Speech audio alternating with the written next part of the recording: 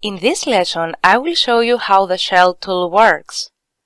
The Shell tool hollows out a part, leaves open the faces you select, and creates thin-walled features on the remaining faces.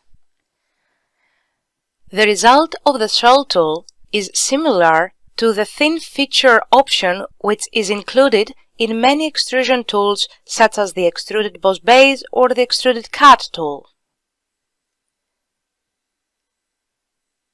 However, if you activate the thin feature option while you create an extrusion, then you cannot deactivate this option after you create the solid.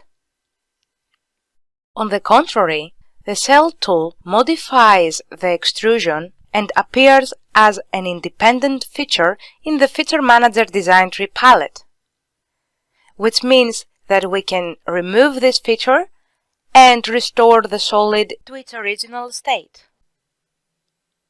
In addition, contrary to the thin feature option, with the Shell tool you can create multi-thickness faces, which means that you can apply different thickness in every face you select. Now let's move on to a few examples to understand how this tool works. In the open document, I have created 3 similar solid objects. I will go to the Features ribbon and I will activate the Shell tool. Once I do, the Property Manager palette activates automatically.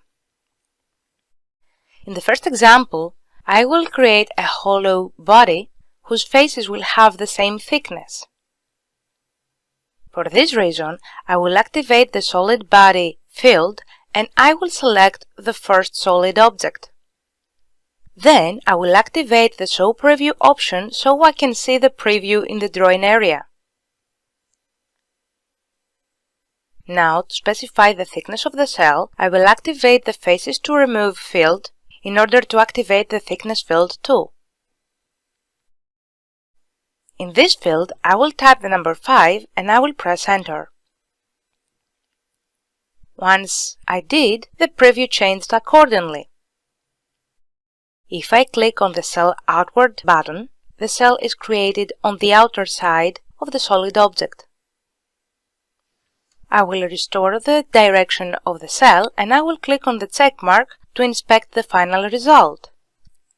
The shell feature appears in the Feature Manager design tree palette, but the solid seems to be exactly the same. To see the change in the solid, I will click on the Section View icon to create a section on the front plane. Once I do, I will click on the check mark and I will orbit the view to show you the result. Now I will restore the view and I will activate the Shell tool again. Before I do anything else, I will activate the Show Preview option to see the preview of the shell feature.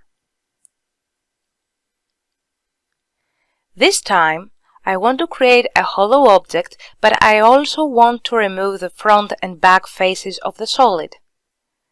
So I will activate the Faces to Remove field and I will select the front and back faces of the second solid. Next, I will specify the thickness at 10 mm. So I will type the number 10 in the Thickness field and I will press Enter. At this point, I will click on the check mark to see the final result.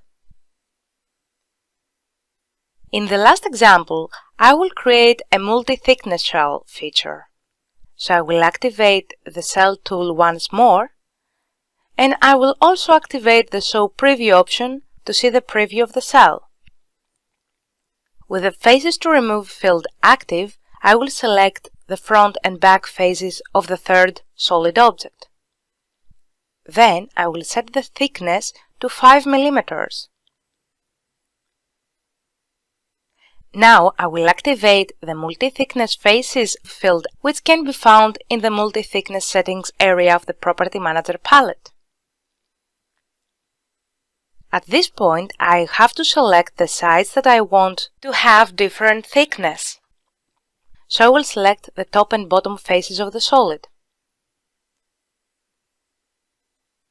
Finally, I will go to the Multi-Thickness field I will type the number 12 and I will press enter.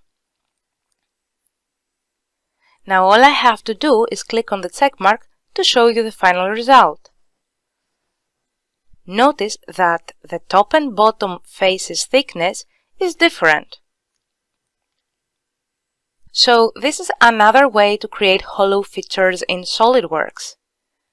Now you can create your own hollow features using the Cell tool.